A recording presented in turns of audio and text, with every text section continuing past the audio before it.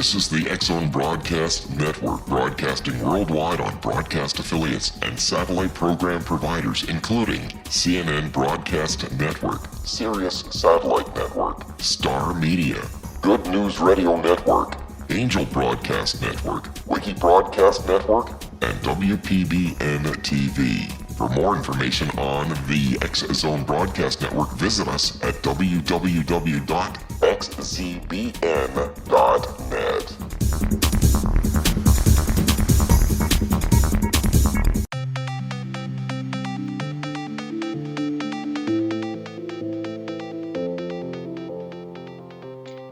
Welcome everyone to Too Good to Be True, and of course thank you to all the listeners.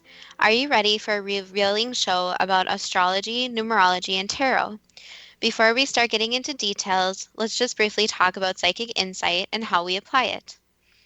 We choose a subject, then research it, and based on that research, we determine what we think needs to be explained by creating a series of questions.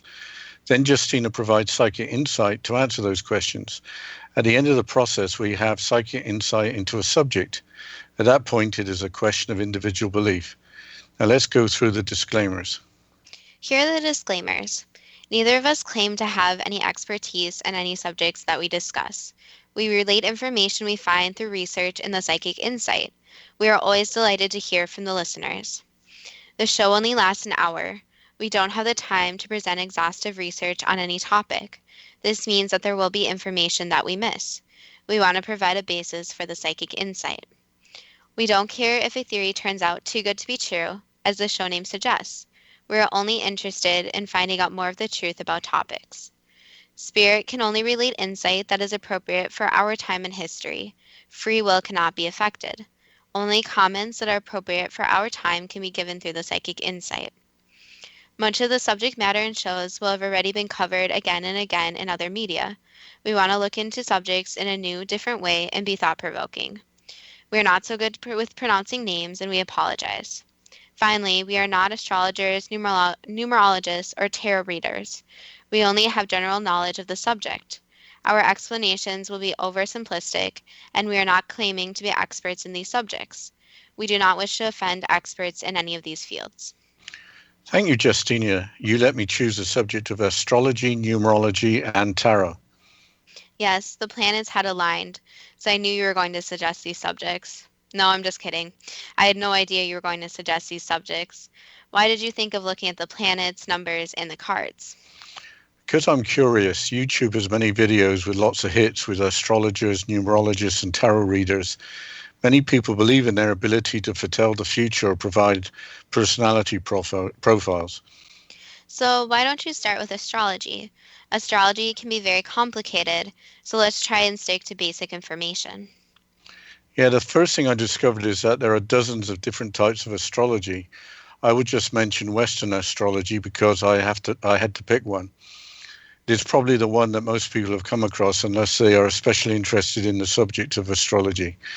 I guess the idea of astrology is to provide a horoscope, the key to your personality and path. This is read from the birth chart and is based on the relative position of the planets at the time of the person's birth. Yes, there are 12 zodiac signs, although some sources say 13, including Ophiuchus, the serpent bearer. We will stay with the traditional 12 for now. The 12 signs are divided into the 4 elements: fire, earth, air, and water. Fire and air signs are considered to be masculine, whereas water and earth signs are considered to be feminine. The 12 signs are also divided into 3 qualities: cardinal, fixed, and mutable. What do these all mean? In astrology, cardinal signs are active, self-motivated, insightful, and ambitious. Fixed signs are associated with stabilization, determination, depth, and persistence. Mutable signs are associated with adaptability, flexibility, and sympathy. I think that most people know that your zodiac sign depends on your date of birth. So if you were born between April 20th and May 20th, your sign is Taurus, the bull. Let's split up the signs by the 4 elements. The fire signs are Aries, Leo, and Sagittarius. The earth signs are Taurus, Virgo, and Capricorn. The air signs are Gemini, Libra, and Aquarius. And the water signs are Cancer, Scorpio, and Pisces. Yeah, Aquarius is a water bearer, yet it is an air sign, which is really confusing. But let's now group the signs by the qualities: cardinal, fixed, and mutable. The cardinal signs are Aries, Cancer, Libra, and Capricorn. The fixed signs are Leo, Taurus, Aquarius, and Scorpio. The mutable signs are Sagittarius, Virgo, Gemini, and Pisces. The element defines the general personality type. People with fire signs are apparently strong, self-assured, creative, and fun. People with earth signs are apparently dependable, practical, and conservative, yet fairly materialistic. People with air signs are considered apparently communicative, intellectual, clever, and fair. People with water signs are apparently emotional, empathetic, receptive, and feel things deeply. But doesn't each zodiac sign have its own ruling planet? That's true. Ruling planets for ancient or traditional astrology are as follows: Aries, Mars; Taurus, Venus; Gemini, Mercury; Cancer, the Moon; Leo, the Sun; Virgo, Mercury; Libra, Venus; Scorpio, Mars; Libra, Venus; Scorpio, Mars; Sagittarius, Jupiter; Capricorn, Saturn; Aquarius, Saturn; and Pisces, Jupiter. The planets provide an added dimension to the qualities of the sign. We should mention that in modern astrology, there are 12 planets, but we are trying to keep things as simple as possible. We can talk about the qualities after the break that's coming up. Why don't you take us into the break, Justina? Yes, after this short break, we'll continue with our discussion of astrology.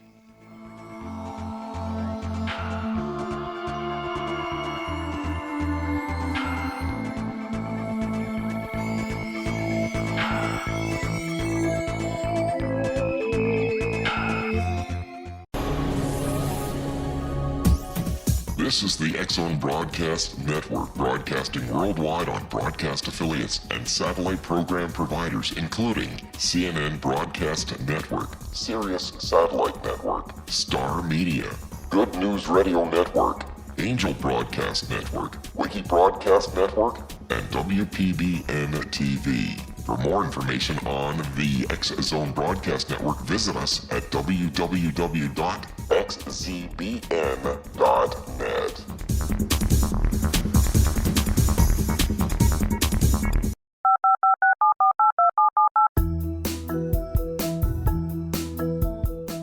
Did you know that when you're on the road with limited data or Wi-Fi, you can still listen to the X-Zone Radio Show with Rob McConnell, The Science of Magic with Gwilda Wiyaka, X-1, Dimension X, Space Patrol, and every minute of the X-Zone Broadcast Network by calling 213-401-0080, courtesy of Audio Now.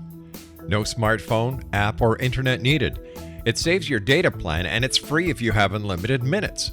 Call 213-401-0080 to listen on any phone, anytime, anywhere. Remember 213-401-0080 for the best of the paranormal, parapsychology, and sci-fi radio programming anywhere, 24/7, 365.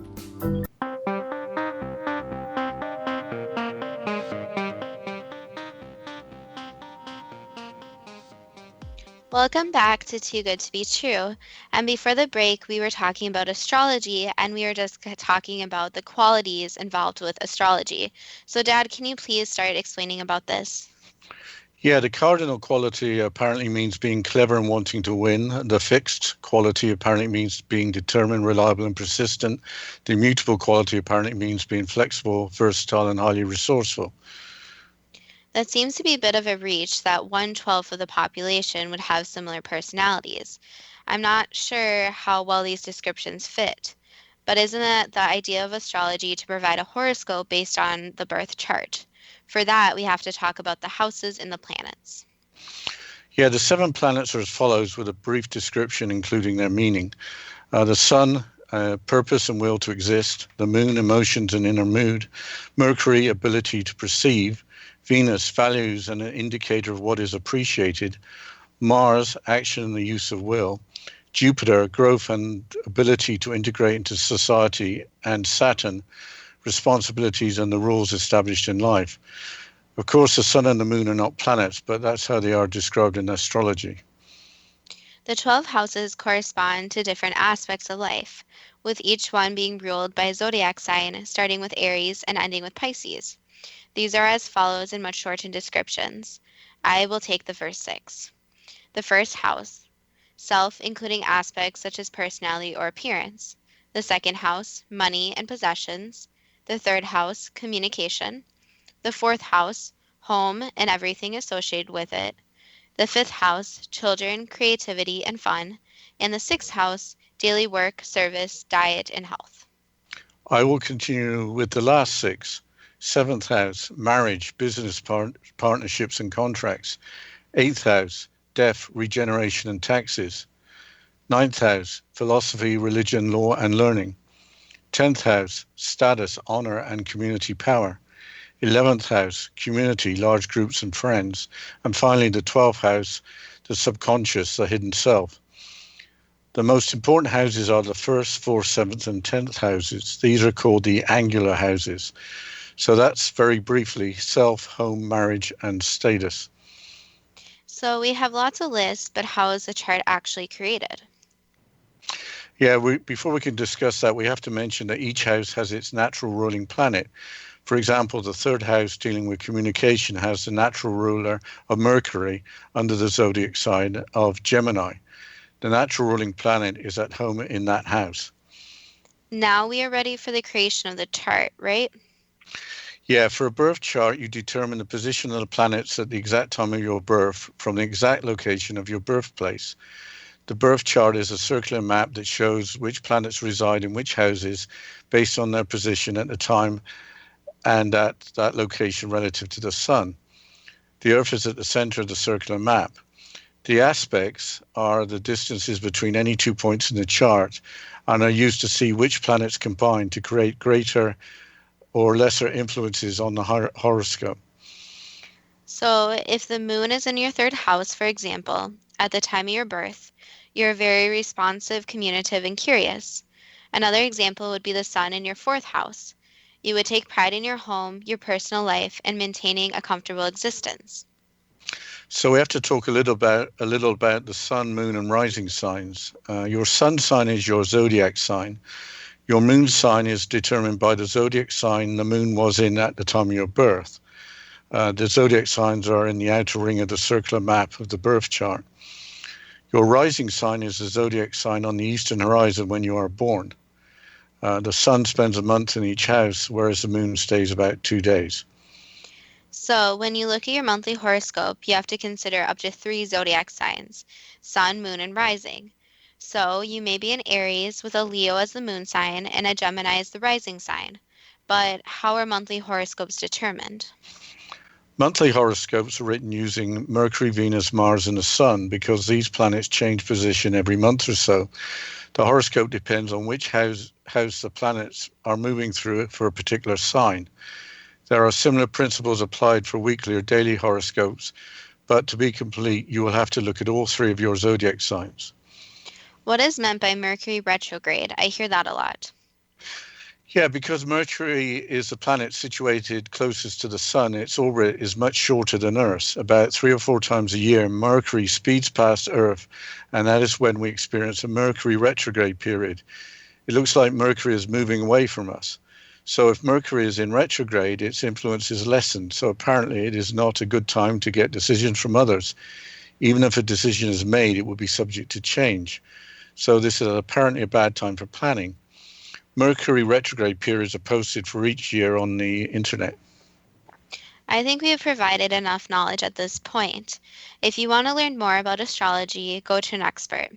This is an attempt at an introduction by amateurs as a basis to frame questions. But one last question, who actually uses astrology? Given all the websites and YouTube videos, probably a lot of people that keep it private. 1 in 4 Americans believe in astrology, apparently. This has been confirmed by Gallup polls. Believers include famous personalities who are household names, also a famous president of the United States who has now passed away. But here is a quote from Albert Einstein. Astrology is a science in itself and contains an illuminating body of knowledge. It taught me many things. I am greatly indebted to it, unquote. We will give Albert Einstein the last word and move on to numerology. I know you've mentioned it before, and you do like numbers. Yeah, according to the website numerology.com, the definition is as follows for numerology. Numerology is the universal language of numbers. By breaking down the patterns of the universe into numbers, we are able to uncover information about the world as a whole, as well as every individual, unquote. Apparently, each number has a personality or energy. Greek philosopher and mathematician Pythagoras and others believed that numbers were given to humans by the gods as confirmation of truth. Math is the language of science, so that makes sense. Which numbers are we talking about in numerology? The numbers the numbers 1 through 9, as well as 11, 22, and 33. The double-digit numbers 11, 22, and 33 are known as master numbers. Master number 11 is apparently associated with psychics and prophets and represents instinct. Master number 22 is apparently the most powerful number, combining the power of the master number of 11 along with a scientific approach. Master number 33 apparently represents a focus on humanitarian issues with no personal agenda. Why don't you provide some examples of how numerology is used? Yeah, I think that going through examples would be easier than trying to describe everything. Let's start with the life path number. Let's choose a date of birth, say July the 6th, 1935. So let's take the birth month. July is the 7th month, so that becomes 7. The birthday is on the 6th, so that becomes 6. The birth year is 1935, which if you add the digits 1, 9, 3, and 5, and add them all up, you get 18. Then if you add the 1 and 8, that reduces to 9. Now add up all the single digits and you get 7 plus 6 plus 9, and that equals 22. We would normally reduce 2 digits into a single digit, but as stated, the numbers 11, 22, and 33 are master numbers requiring special attention. Those with a life path number of 22 have great spiritual understanding and ability to apply knowledge in a practical way and achieve enormous success. Well, who is that? You didn't pick the birth date at random, did you? 22 is the life path number of His Holiness the Dalai Lama. I didn't know the answer before I started crunching the numbers. Well, that's really impressive. What about another life path number? Okay, let's try August the 26th, 1910. That's 8 for August. Also 8 for the 26th by adding the 2 and 6. 1910 reduces to 11. We won't reduce that. So adding 8 plus 11, we get 27. We reduce that to 9. Those born with a life path number 11 are natural leaders, and they assume they are in charge even if they are not. So who is that? That's Mother Teresa of Calcutta. Okay, one more, but not someone noted for good deeds. Okay, let's pick May the 22nd, 1942. So that's 5 for May, 22 for the 22nd, and 1942 reduces to 16, which 16 reduces to 7. So we add 5, 22, and 7, and we get 34. Then you reduce that to 7. So those born with a life path of number 7 have a loner quality. They need to learn to have faith. If they do not have faith, they tend to become very cynical and escape through drugs, alcohol, work, and geography. So who is that? Unabomber Ted Kaczynski, who certainly was a loner who hid out in the woods. You knew that ahead of time, didn't you? I actually didn't. I'm as surprised as you are. We have a natural tendency to fit these things together to create order, but all these life path numbers might have a ring of truth about them, but that's only based on the sample of 3. Why don't you go on to the expression number? This is more complicated, involving assigning numbers to letters of the alphabet, included in the birth name.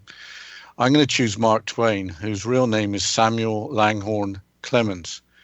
So the first row, these are the Pythagorean alphabet. The number 1 is assigned to the letter A, and so on until 9 is assigned to the letter I. Then for the second row, 1 is assigned to the letter J, and so on until 9 is assigned to the letter R.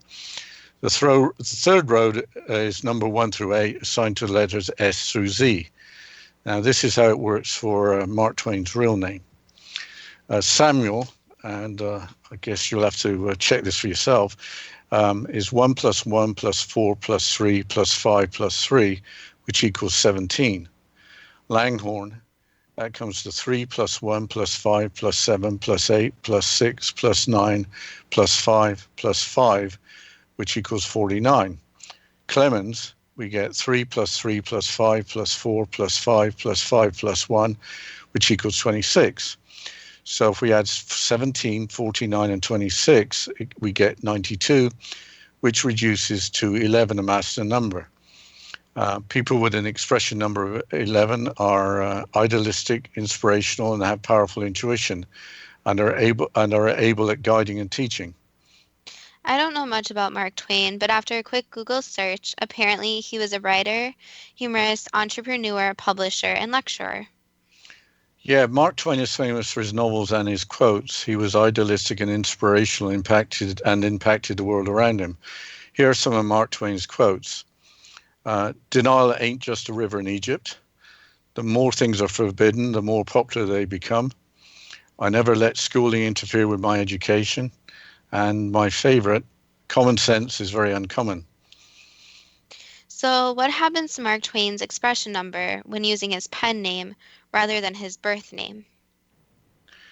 Interesting point. If you change your name, apparently your expression number will change. But he used both, so I don't know how that works. But for Mark Twain, we have Mark, 4 plus 1 plus 9 plus 2, which equals 16. Twain, we get 2 plus 5 plus 1 plus 9 plus 5, which is 22. Add the 16 and the 22 and you get 38, which reduces to 11.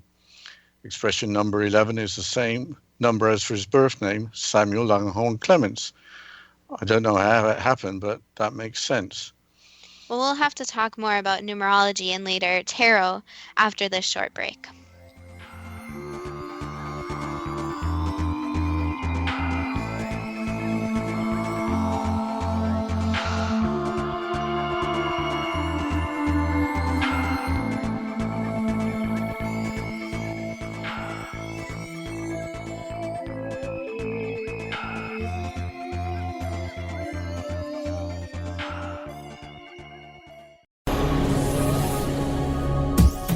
This is the X-Zone Broadcast Network, broadcasting worldwide on broadcast affiliates and satellite program providers, including CNN Broadcast Network, Sirius Satellite Network, Star Media, Good News Radio Network, Angel Broadcast Network, Wiki Broadcast Network, and WPBN TV. For more information on the X-Zone Broadcast Network, visit us at www.xzbn.net.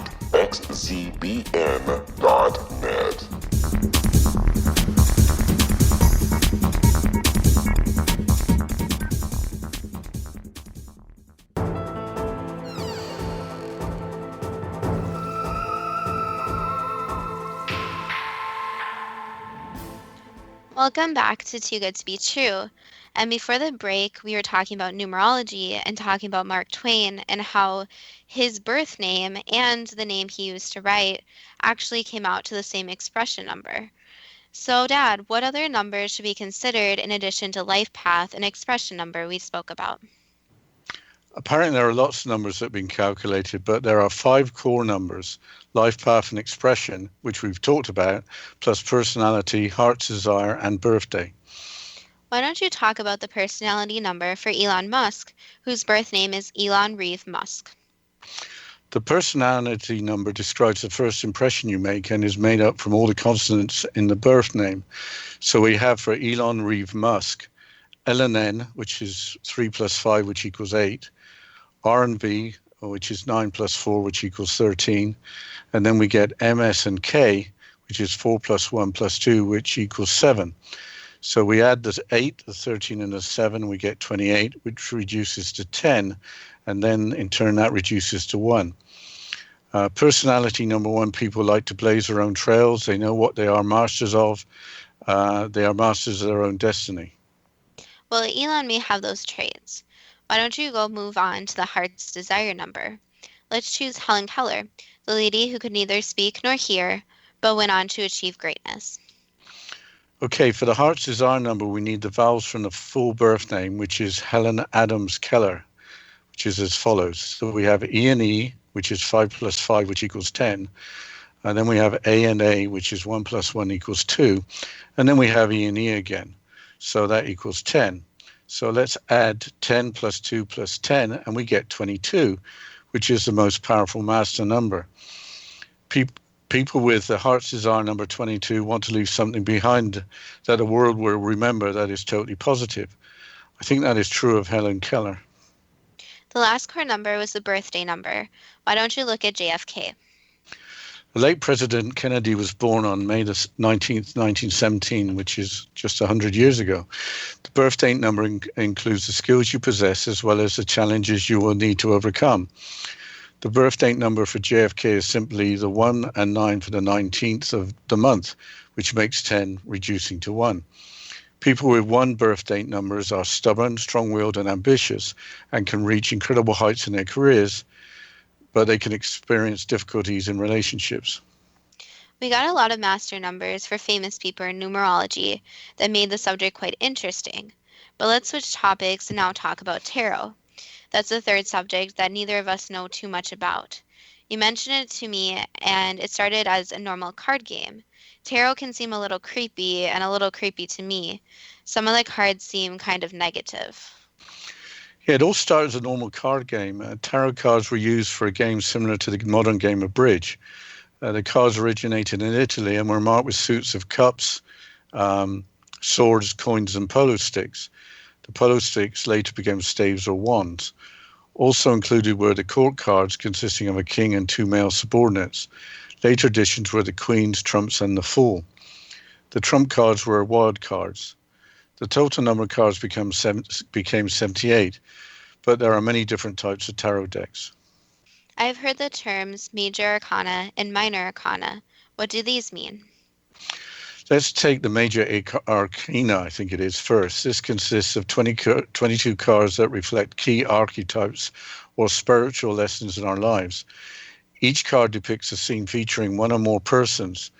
Examples of the major arcana cards are the Wheel of Fortune card or the Strength card. The Wheel of Fortune card reminds you that nothing is permanent and you must make the most of the lessons at the moment. The Strength card is not about physical strength, but about mental strength, fortitude, and courage. But what is the meaning when cards are dealt upside down? That would result with not shuffling the deck with all the cards the same way up.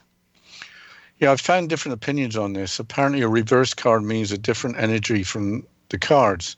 Non-reverse means externally expressed energy, whereas reverse means internally expressed energy. Each card has its own energy, apparently, just like numbers in numerology. What about the minor arcana cards? What are those? In modern tarot, there are 4 suits of 14 cards, making 56 minor arcana cards total. The suits are cups, pentacles, swords, and wands. The cups relate to the element of water and are representative of emotions, relationships, feelings, and creativity. The pentacles relate to the earth and are representative of money, possessions, career, and the physical realm. The swords relate to the elements of air and are representative of power, rationality, the intellect, and thoughts. The wands relate to the element of fire and are representative of inspiration, spirituality, ideas, and energy flow. So the dealer deals the cards, then reads them, and then provides an interpretation. Yes, the dealer deals a spread of cards. The simplest example is a 3-card spread, although a single card can be used to answer a yes-no question. The simplest interpretation of a 3-card spread is past, present, and future. So I tried an online 3-card spread and got the following cards with none reversed. This is a shortened version of things. The Fool, anything is possible based on the past. The Empress, in short, apply heart and soul and use judgment in the present. The 4 of Swords, in short, an inner retreat is required before returning stronger. I expect the skill of the tarot reader makes all the difference on the outcome of the reading. The actual explanations are much longer. I also tried an online 5-card spread that are individual cards on each side of a column of 3 cards.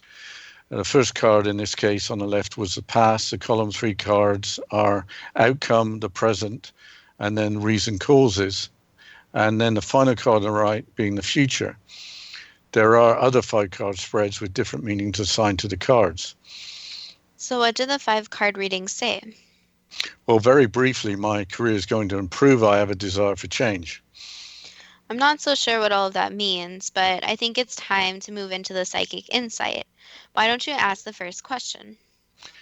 Yes. Why did astrology develop? So basically, astrology began because people started observing the planets in the sky, and they didn't have too much else to do with their time. So they needed something to rely on, and it was basically built into human instinct to be curious and explore everything around, including what was in the sky. How did astrology develop? So it actually started with a small group of people who relied on the sky and the position of the planets, where they started creating the first time and basing a lot of their lives on what was going on with the planets and the stars and things they could see in the sky. And then these ideas traveled from groups of people to groups of people, and it became a larger concept. So basically, it was just some curious people who started it, and then it began to spread. Who decided the principles of astrology? So there are many different people who put their ideas together. So basically, there was original astrology, which was very simple, just based on observations. And then it became more complex as other people put their spiritual ideas with them. Are there really 12 zodiac signs or 13? So the thing is with zodiac signs, it is a lot of actually human concepts and constructs in a way. So we would say that the answer that would be in most people's minds and more accurate would be the 12 zodiac signs. Does it matter whether there are 12 or 13 zodiac signs? No, not really, since the 12 is what a lot of astrology is actually based on. So the 13th would really not make a difference. With many different types of astrology, does it matter which for a horoscope? Yes and no. So some horoscopes are just based on made-up ideas. So it is always important to make sure that what you are looking up is not just something in the type of tabloid the media made up or something like that. So it's important that the source is actually someone with a basis in astrology. Why do some people want to believe in astrology? 1, it connects people to space and the planets and the basic human concepts of this. So 1, it is something for people to believe in. 2, it's also something that people can follow. So a lot of people turn to astrology to basically see what life path they are on and have some guidance on their path. So there's nothing wrong with following astrology. But again, there is always free will, so that the readings might not always be 100% correct, obviously. And a lot of them are pretty general, since each sign has a very, very characteristics of humans. Is, for example, Taurus an earth sign? Yes. Does, for example, Taurus have a mutable quality? Yes. For the birth or other charts, does division into the 12 houses make sense? Yes. If your moon is in your 3rd house at the time of your birth, are you responsive, communicative, and curious? Yes. Do you have sun, moon, and rising signs? Yes. Does the moon exert an effect on people? For instance, is a full moon a reasonable excuse for strange behavior? So we would never say to blame your behavior really on the full moon, since there is free will involved. But yes, the location of the sun, the moon, and the planets do affect the Earth's energy. Hence, obviously, the people are on the Earth, so it's affecting their energy in a way. But the important thing about the different signs and the different horoscopes and everything like that is that when a person is born, they choose their birth date. So their birth date is revolved around different characteristics.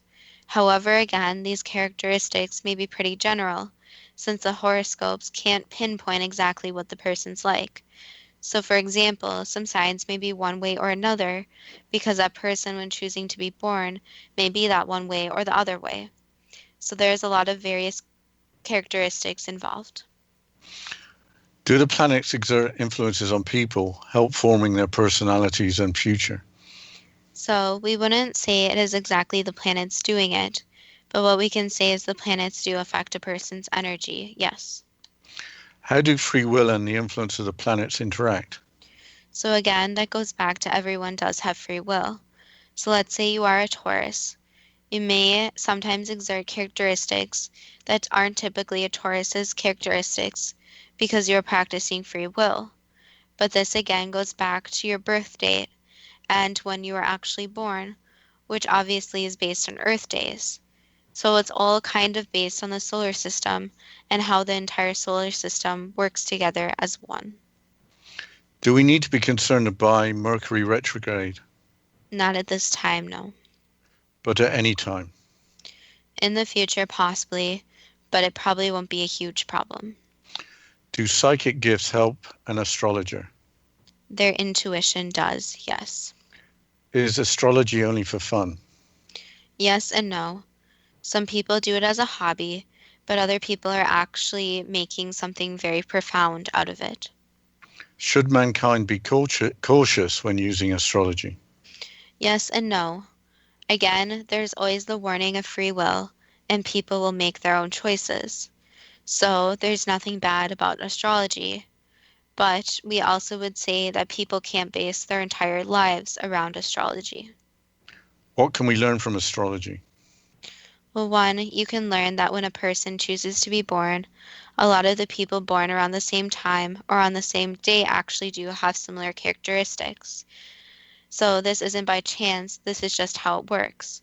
And also that the planets and the location of them do affect a person, and it all involves energies.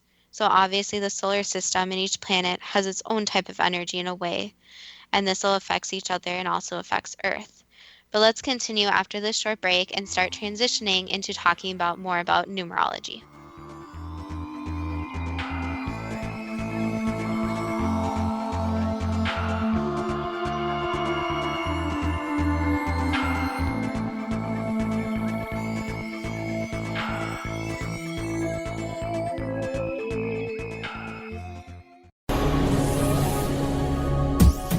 This is the X-Zone Broadcast Network, broadcasting worldwide on broadcast affiliates and satellite program providers, including CNN Broadcast Network, Sirius Satellite Network, Star Media, Good News Radio Network, Angel Broadcast Network, Wiki Broadcast Network, and WPBN TV. For more information on the X-Zone Broadcast Network, visit us at www.xzbn.net.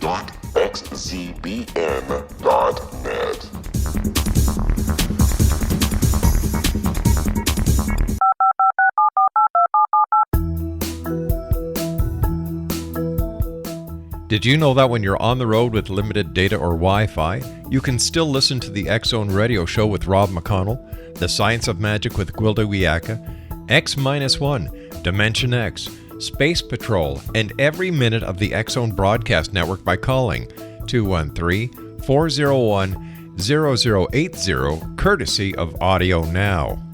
No smartphone, app, or internet needed. It saves your data plan and it's free if you have unlimited minutes. Call 213-401-0080 to listen on any phone, anytime, anywhere. Remember 213-401-0080 for the best of the paranormal, parapsychology, and sci-fi radio programming anywhere, 24/7, 365.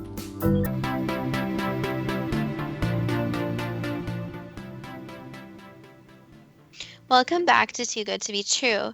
And before the break, we just finished the psychic insight about astrology. So, Dad, can you please transition us into the subject of numerology? Sure. This is the first question on numerology. Is there a universal language in numbers? Yes and no. So numbers are universal, but they aren't always written as humans write them. Do the numbers 1 through 9 and 11, 22, and 33 have unique energies? Yes and no. So to be able to feel these energies, you would need someone very specialized in energy work and studying the numbers. Who gave mankind numbers? So we can't say too much about this question, But what we can say is that it was part human, a human concept, and part not a human concept.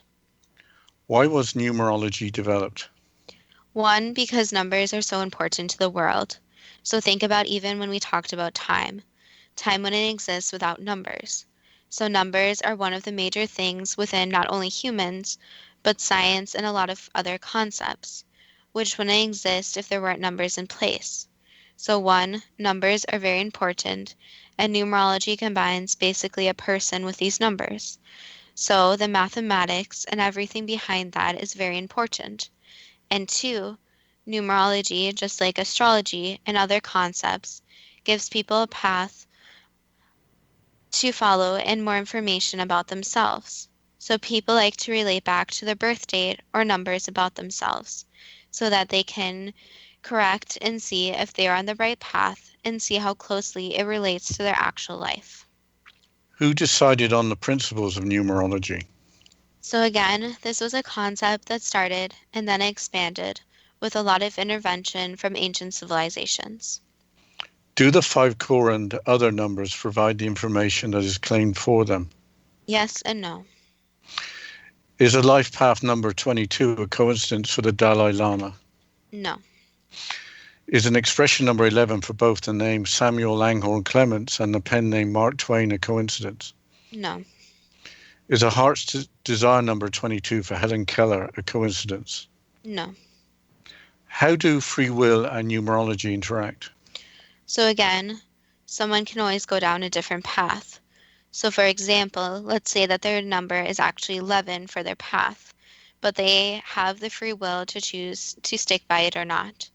So there's always a disclaimer that with these, yes, you can follow the information and learn about it, but it is not always set in stone.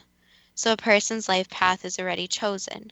So yes, it should relate back to their numerology, but there are incidences when free will comes into play and their information will not match exactly with the numerology. Do psychic gifts help a numerologist? Yes, intuition and with numbers, they seem to line up differently than astrology does. So these numbers are actually more concrete. Is numerology just for fun? Yes and no. Again, some people basically use numerology just for fun to see if they are down the right path or if it relates to their life, while other people take it very seriously and rely on it. So some people, yes, do it for fun, and others actually use it more to guide themselves. Should mankind be cautious when using numerology? Yes and no. Some people do use numerology and don't really know what they are doing. And when they do, the predictions and what they say may be general and not really be based on the actual numbers. So we would be cautious and make sure that if you do and go study numerology, that one, you studied it in depth, and two, you make sure the sources you use are actually legit sources. What can we learn from numerology?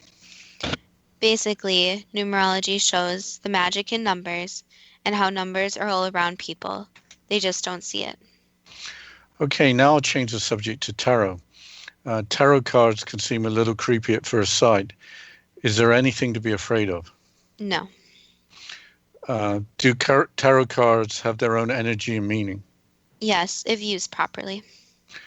Shuffling the cards should mean cards being dealt at random, but are cards dealt at random during a tarot reading? Yes and no. So it again depends if the person actually really knows how to use the tarot cards or if they are just doing it for show. Why was tarot developed? Basically, again, it was a way for people to confirm if they were on the right path and be able to go through different events and see what to do next. Who decided on the principles of tarot? Basically, that relates way back when. Again, we can't say too much about it, but the knowledge was basically created. Does it make sense that cards are divided into major arcana and minor arcana? Yes. Do the minor arcana suits actually correspond to the 4 elements? Yes. Why are there so many different tarot decks? Again, there are obviously people who are fakes and just do it for show. And the other decks are actually created by the individual. So some people decided to put their own spin on the tarot cards so that their tarot readings would be unique. Is the skill of the tarot reader more important than the deck used? Yes. Do psychic gifts help a tarot reader? Yes. How do free will and tarot interact? Again, there's always the free will that the card or the tarot person who is actually giving the tarot reading will use. So, and they have the free will to use actually given an accurate reading and deal the cards at random. So there's also free will involved. So some tarot card people just do a show, which, as you know, even some psychics do that. That's nothing new. But two, also along with that, is that basically some of the readings that people will again go against what the cards actually say or deny what the cards actually are. So there's free will involved to actually accept the reading or just take the reading and not use the information. Is tarot just for fun? Yes and no. Again, some people use tarot cards for fun or for show, while other people do actually do it seriously, and some of the results of tarot card readings are actually very surprising. Should mankind be cautious when using tarot?